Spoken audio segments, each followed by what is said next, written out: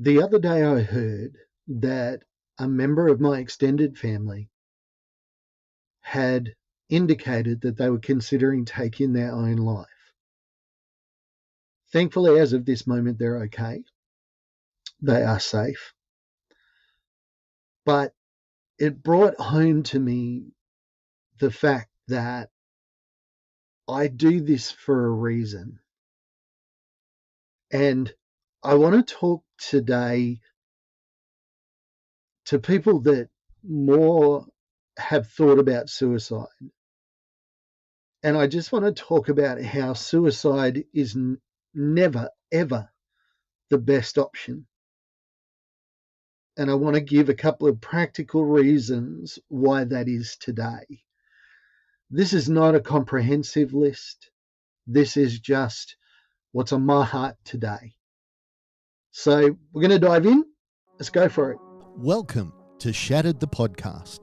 STP is the story of my journey from the depths of mental illness to a place where I could live again.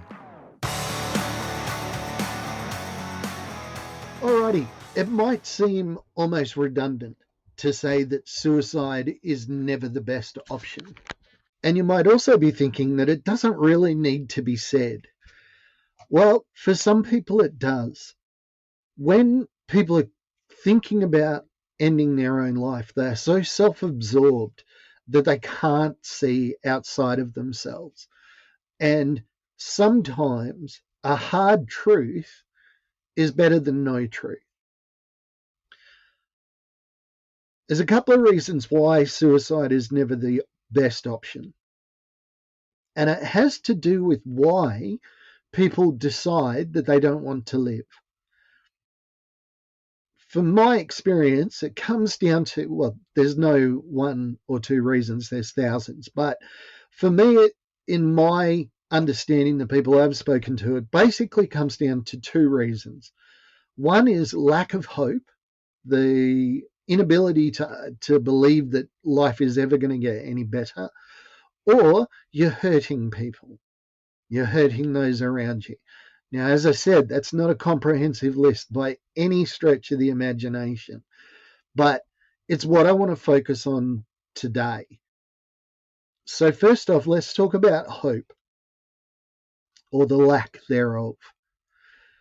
I don't live with hope. I hate the word hope. For me, hope is like a poor kid standing out the front of like a candy store. They'd never be able to go in. They like the look of what's in there. They know that they would love it. They know that it would make their lives brighter. But there's no way that they can get into the shop because of their lack of money, social standing, whatever. You see what's inside the store. You see the hope. You see other people living in that environment, taking it for granted, enjoying being in there, enjoying the candy, the hope, and seeing other people have it and you not being able to touch it. It becomes a curse when people start talking about hope. There is a difference for me between hope and a reason to live. I don't think that they are interchangeable. For me, I don't look at my life and go, oh, great things are going to happen. In fact, I still catastrophize. Somebody says something good, my mind immediately goes to the negative. Whatever it is. This good thing is going to happen. Yep, but this thing is going to spoil it. I catastrophize. So I don't have hope in that respect. But I have a reason to live. And that reason is different for every single person. And I don't think I need to go into what my reason is. But it's a reason. I've got a legitimate something that I can hang my hat on and say, this is what I'm alive for. This is what I'm here for here, who I am with, who it's more appealing for me than to quit and die. I hope I've made that clear. Hope is the promise of things hoped for. It's things that might happen. A reason to live is something in the now. It's something that is tangible for you right now. This is why I want to stay alive. Okay, let's talk about the other one. You're hurting everybody around you. I was sitting with a psychologist once, and she said, "Why is suicide in your mind such a good option?" And I said, "Well, I'm screwing up my kids. I know that they're going to get older, and I know that they're all going to end up in therapy. And I know it's kind of a cliche sitcom joke that my kids are going to end up in therapy anyway, but at least I know why they're there. I know what they're going to say because they live through my behaviors, the worst of it, the neglect, the rejection, all the things that my behavior displayed to them as viewed through their eyes."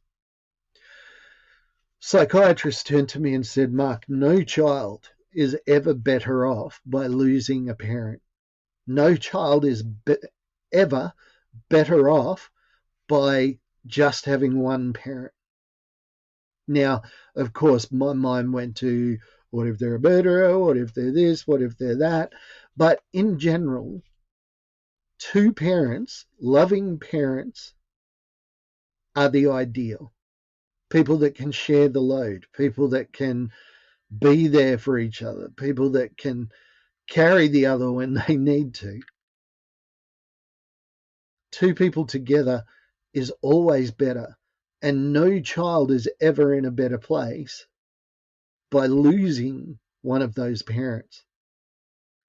Of course, again, I hear myself and I go, well, what if one of the parents is abusive? Yes, there's exemptions to the rule, but in general, and again, that's the exemption that proves the rule. Just knowing that there are abusive parents out there convinces us that if they weren't abusive and they were there, they are better off. So that's mark one off. I can't think about that. I can't think that my kids are better off. I think about my wife, and I think about what her life would look like, all the plans that she has, the hopes, the relationship that we have, growing old together, having a best friend. If you think about an older couple where one of them passes away, it's always hard, not just because of, they don't have a boyfriend or girlfriend anymore. They don't have that friend. They don't have that person that has been there through thick and thin. And one day you're going to be sitting on a porch together going, we are really old and it's hard to get out of the chair, but I'm glad I'm with you. By me taking my own life, I would have robbed my wife of that future, the future of partnership and sharing and knowing that you never have to be alone. Whatever reason, whoever you think you're hurting, your death is not going to make the situation better. It never can. If you are dead, you don't have the opportunity to apologize, to make amends, to be a change maker in that family. As soon as you decide, I'm going to take my life, as soon as you decide that I'm leaving because it's better, let's be honest, it's better for you, it's better for me, my problems are done. But as soon as you make that decision, you've made somebody else's life worse. Even an abusive parent, that will take their own life will leave a scar, not just from the abuse, but from the suicide on a child. So many unanswered questions, so many things that they can't say, so many ways that they can't get closure. Sure, you might be the worst parent in the world, but when you're dead, it's like you get the final say. It's like, ta-da, I'm dead. I got the last word. And that leaves everybody else with all these unanswered questions and all this pain. Suicide is never the best option.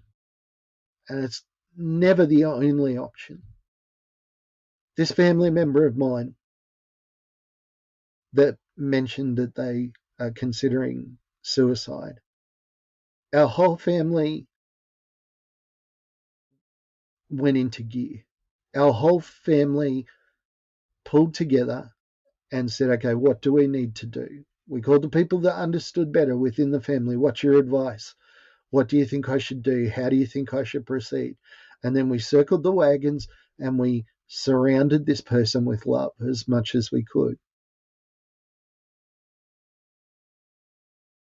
Their loss, their decision to end everything would leave us with nothing but broken hearts.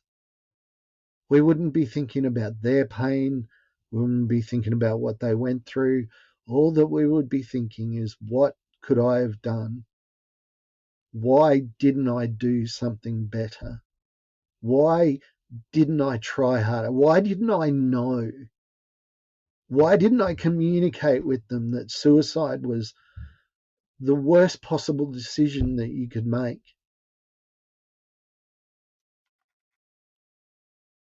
Suicide is never the best option. But a person that's suffering with suicidal ideation and suicidal thoughts cannot see the other side. And that's why it's so important for me to talk about this in this way today, because we need to let people know, the people that are hurting, the people that are struggling, we need to let them know that their life is precious and their death is unimaginable.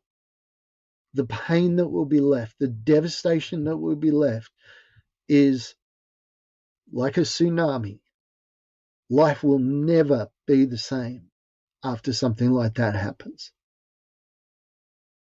Suicide is never the best option. Never. Alrighty. I want to thank you all. Have a great week. Please like, share, subscribe, do all those cool things. Be really good. I got some exciting news that I'll be sharing over the next couple of weeks. But thank you all for listening, and thank you so much for a lot of people have been reaching out lately. We've got I Am Pray. Anthony's reached out to us. Patricia has reached out to us. Star Fox, Jamie Watkins, Wayne Pierce, Nate Parker, Helen Barrett. Hey, I just want to acknowledge you. Thank you for listening, and have a great week. I will talk to you again soon. Bye for now.